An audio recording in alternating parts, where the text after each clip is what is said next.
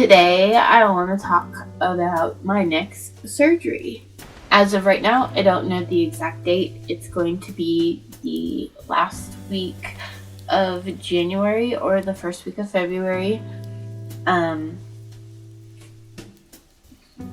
had an ultrasound done on Wednesday past week, and I already have a small narrowing in my shoulder area, which my vascular surgeon has gone as far as he can go with my graft in my left arm. It now goes into my jugular vein in my neck, up and over my collarbone into the vein in my neck, and that is absolutely as far as he can go. So there's not much more that he can do with everything in my left arm. And so before I have any more major blockages in my left arm, he wants to go back to my leg, which scares the living daylights out of me. The last time he went my leg, it was so painful, and I never had the chance for it to even be accessed in my leg. But everyone I've talked to at dialysis, as far as the techs that have cannulated other people with accesses in their leg, which is actually only one other person, they said it's not fun. And the person who does get it done screams and cries every time that they cannulate her. And also, after I had the access put in my leg, I had to be in a wheelchair for a little while because you can't put any pressure on it while it is what they call maturing, which is growing and getting ready for it to be able to be used. And so I was in a wheelchair for a little while, and then after the wheelchair, I had to use a walker, which was not fun. And then after the walker, I had to use a cane. But while it was maturing, it got infected, and it was scary. I kept telling doctors that I believed it was infected, while I kept having the doctors tell me that it didn't look infected and it was going to be okay, and let's just keep an eye on it, were their infamous, famous words. And actually, my vascular surgeon was out of town when all this was happening, on vacation, and so I was seeing another doctor, and I've always had difficulties with her. When my doctor is not on hospital rounds and she comes by while I'm in the hospital after surgeries, even before COVID, she won't come in my room. She stands in the doorway and asks me if I'm okay, and I'll say, yeah, I'm doing okay, and she'll be like, okay, Ashley, we'll see you next time, and walks away. She never physically examines me. She just, you can tell when someone doesn't like you, and there's no reason for her not to like me. I won't name any names, but she does not like me, and it's very frustrating. When it was getting infected, my doctor was on vacation, and so I had an appointment on I think it was like a Thursday or a Friday, to have it looked at because my dialysis nurses said it was infected and I needed to go have it looked at very badly. And so I made an appointment at the vascular surgeon's office, and she was the only doctor available. So I believe it was a Thursday or a Friday. I went in and I was in her office for physically 5 minutes.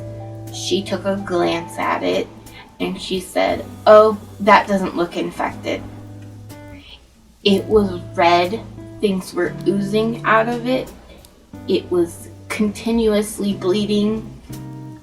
I was having fevers and chills, but to her, it didn't look infected.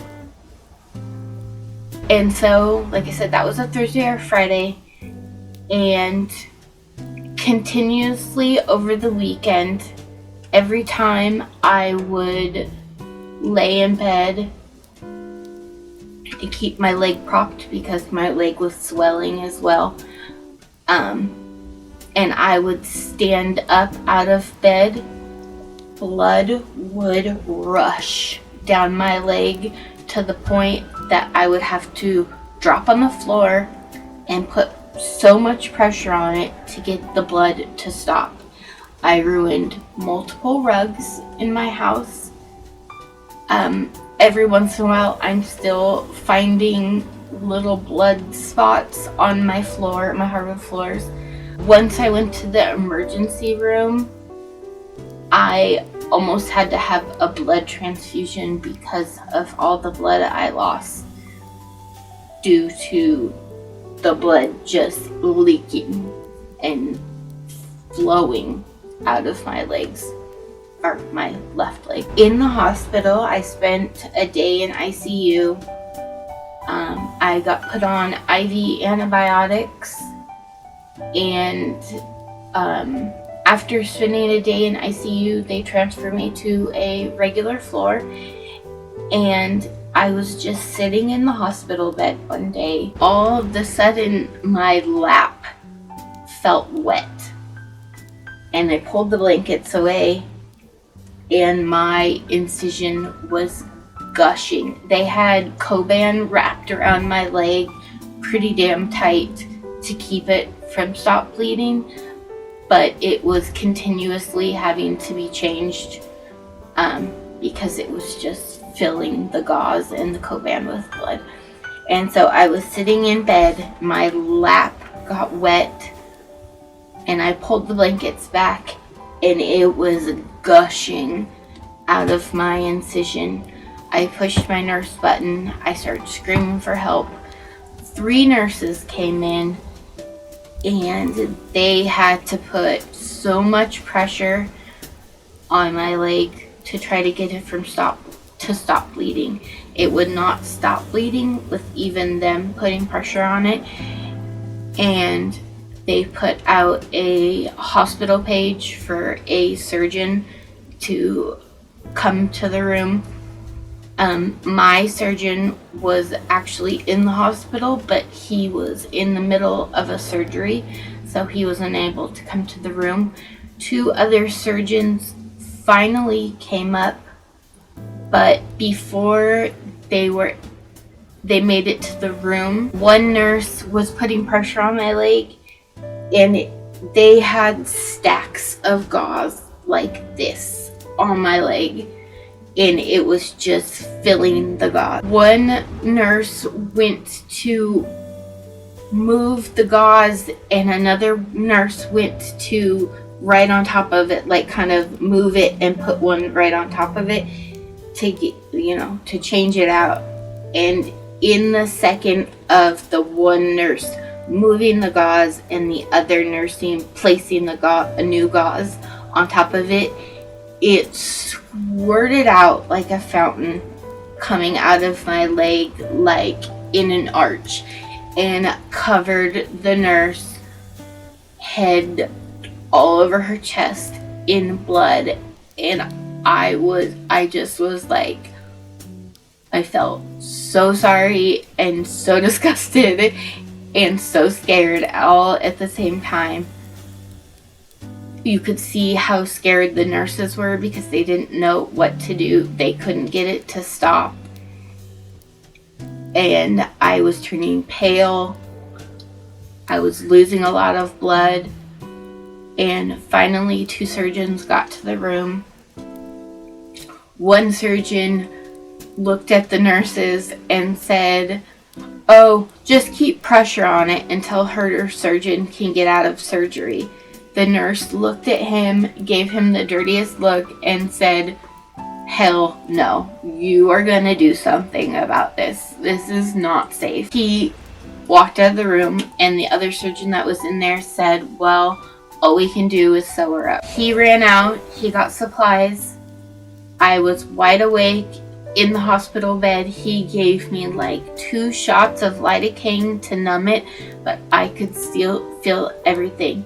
And he took a needle and thread and sewed it up while I was clenching the bed and screaming and crying. It was one of the most god-awful pain I've ever been through. He sewed it together. My surgeon was able to come see me a few hours later after it finally, they wrapped it with gauze and Coban again. It slowed down the bleeding. My surgeon came and saw me,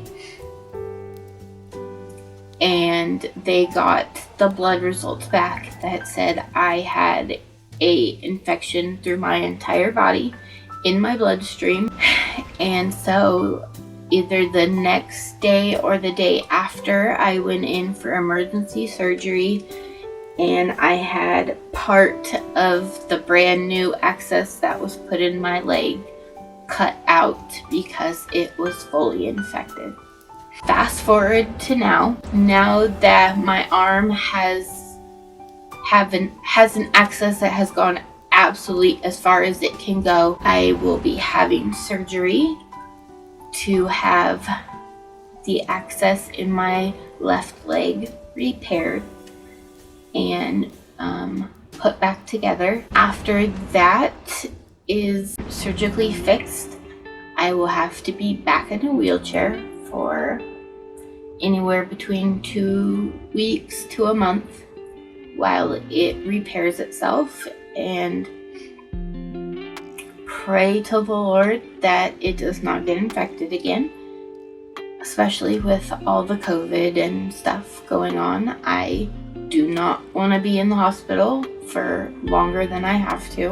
One of the hospitals that is in our area that I go to sometime just had a major outbreak of COVID with the nurses and a whole bunch of patients. So that is scary. It's not the hospital I will be going to have surgery, but it's the hospital that is right by my house that I go to if any other issues are going on. Dialysis will be trying to cannulate my leg, which really scares me to death. But I also have to think it's either that or not get dialysis. Not getting dialysis means that I won't be around.